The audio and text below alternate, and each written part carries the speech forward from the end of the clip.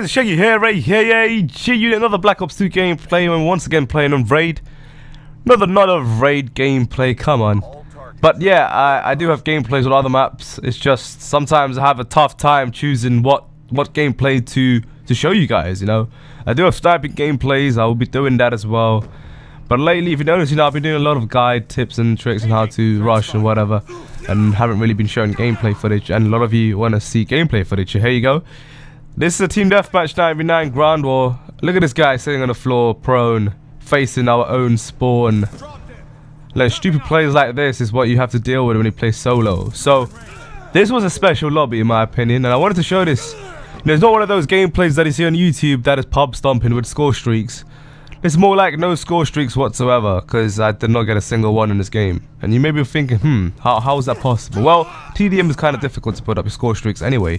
And I was about to get my VSAT, and just, you know, halfway through, but I was one off it, and, you know, I was in an engagement, not like, I was in that situation, and I was, you know, I just died, like, I needed to put in a few bullets into the guy's chest, but unfortunately he outplayed me.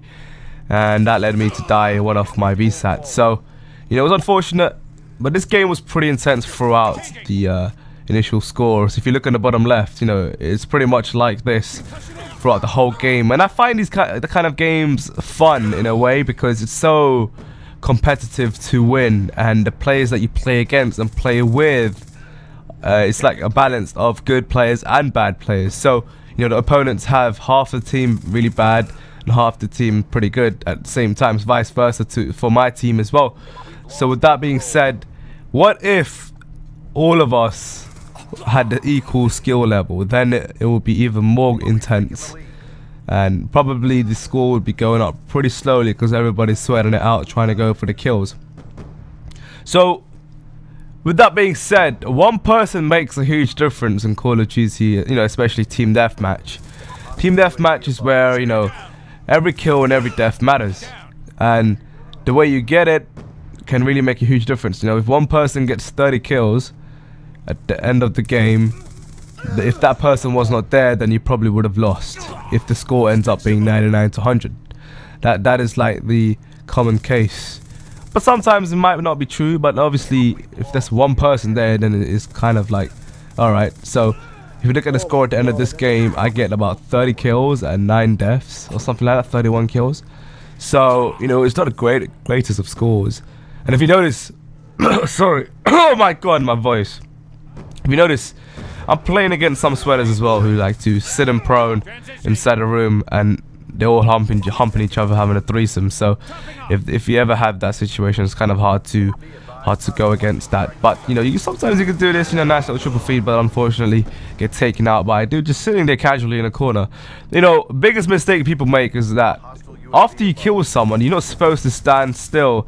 I always say to junior, man, every time you play, if you get a kill, you reload, you move at the same time. You keep moving, move. Don't stand still, man. Every time you get a kill, you're not supposed to stand still. Every step matters in this game. You know, every little step that you take, it doesn't matter if you're not sprinting, as long as you're moving, that's okay. Because when you stand still, you're missing every opportunity to take out your opponent, and everything leads to a situation, a gunfight. And that specific point when you reach the gunfight, after you go to that destination, that's when you are able to pull off a kill or not. You know, that sort of situation comes up, and the way you want to approach a situation is to be the first one to see a guy. And for example, this guy using an LMG, he's probably using a target finder. I don't know. How the frick did I not win that gunfight? It was blatant. Like, you know, the rate of fire for LMG is much slower than the Scorpion. I don't understand sometimes some of the deaths that occur, but maybe he saw me first because he was, you know, casually sitting there with his knees and taking a shit. You know, shit like that happens, but at the end of the game, he's not going to be succeeding from that. You know, rushing is always great. You know, I've noticed that Black Ops 2 is not really that rush friendly because of all this bullshit that happens at close range when you know you need to get a kill, but you just don't get a kill, you know. But shit like this can work out as well. That dude with LMG fails to get me. And as I said, you know, standing still is not great because these guys honestly don't have a clue. And that's one of the biggest mistakes, as I said already, that players make in Call of Duty. So, you know, hopefully people learn from this kind of mistakes, because sometimes it is frustrating to see people not be so successful at the game for making silly mistakes like that, because everything's leading up to a situation. So anyway, that was a pretty intense game. 100 kills for us and 99 for the other team. So I got about 3.6 ratio there, 33 kills.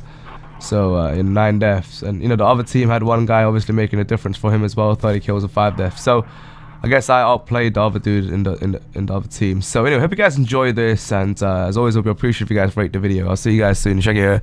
Sign out. Good night, peace. Yeah. From the back here, and obviously people going towards B.